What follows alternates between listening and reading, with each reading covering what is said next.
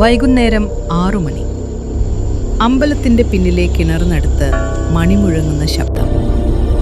അവിടെ മണിയില്ലെന്നറിയാവുന്നവർക്കും അത് കേൾക്കാമായിരുന്നു.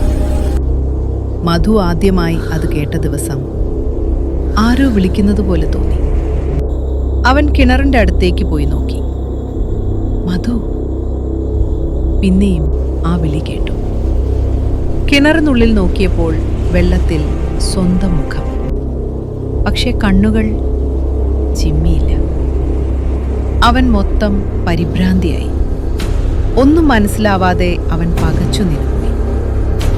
അന്ന് രാത്രി മുതൽ മധു ഓരോ വൈകുന്നേരവും അവിടെ എത്തും. അവസാന ദിവസം അവൻ കിണറിനോട് ചോദിച്ചു, "നീ ആരാ?"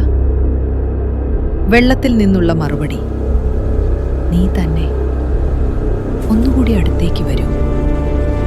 അവൻ അടുത്തേക്ക് ചെന്ന് നോക്കി. പെട്ടെന്ന് കിണറിൽ നിന്ന് ഒരു കൈ ഉയർന്നു വന്നു. ആരോ മുങ്ങി താഴുന്നു എന്ന് കരുതി അവൻ കൈ കൊടുത്തു. അപ്പോൾ ആ കൈ അവനെ വലിച്ചു കിണറ്റിലേക്ക്. പിന്നെ അവിടം ഒരു രക്തക്കുളമായി. അമ്പലത്തിന്റെ മണി അപ്പോൾ ഒന്ന് അടിഞ്ഞു. പിന്നെ എന്നേനേക്കുമായി നിശബ്ദമായി.